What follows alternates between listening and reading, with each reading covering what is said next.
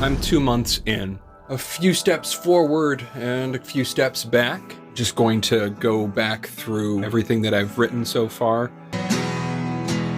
For Song of the Year, a song called For You. Did not yet have this video log format in mind. I just thought I could wing it, and it shows. The song itself, I feel like, is good. However, I wasn't watching the levels as I was recording the guitars, and I didn't really have a strong idea as to what the vocal performance is. Personally, I really like the song. I feel like it's a poor performance. So yeah, I would re-record the whole thing, but otherwise leave it intact. Week number 2, So Tragic. I really like this song. The instrumental, I just recorded it on the 12-string. I gave myself 2 takes. I didn't even record a DI. Whether you're recording acoustic or electric, always record the DI. You'll give yourself so many options. In the mixing phase, you get yourself a DI box with a parallel out port and your balanced output. I believe this was $25. I think I would rewrite the melody, probably move it into a slightly higher key, record myself playing it again, maybe on a 6-string to give a little more body to the instruments, but otherwise leave it intact. Week 3, episode 2, Songbird. Probably my favorite song that I've written so far. For what it is, for this collection of acoustic demos that I'm compiling, I wouldn't touch Songbird at all. It's absolutely one of my favorite songs that I've ever written. Song number 4, That Side of the Mirror. I was iffy about it as I was writing it, and even as I was just sort of performing it for myself acoustically. When I was mixing it and listening back to my car stereo, absolutely one of my favorite songs. For the recording that I have there, the acoustic demo, I wouldn't touch it. I think it's absolutely perfect the way it is. All right, song number 5, Runaway. It felt good to sing just me and my instrument. There's a small performance error near the beginning of the song when I was recording the 12-string take. I hear it every time that I listen to it now. It bugs me.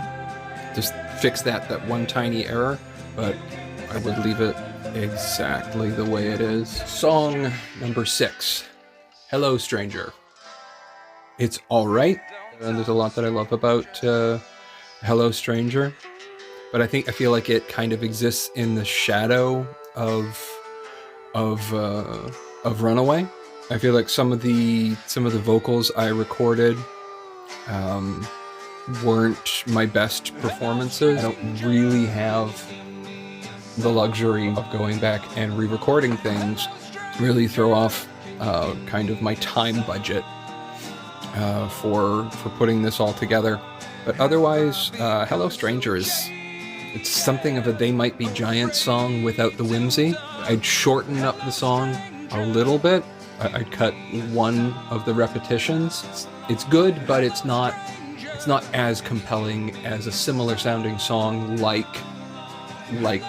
Runaway. Song number 7, Edge of a Knife. I've never written a song like Edge of a Knife before. It's one of the fastest songs I've probably ever written, like over 150 beats per minute. Also the shortest song I've ever written too, at clocking in just over 2.5 minutes, and considering that there's 3 full verses and choruses and a little instrumental breakdown, the fact that it's all crammed into less than 3 minutes is a real anomaly for me.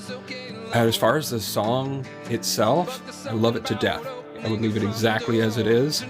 I would just put a full band into it and it would sound like $1 million. Our last song, song number 8, Lead Follow. I love the actual composition, I love the instrumental, but for the melody, I feel like it's weak.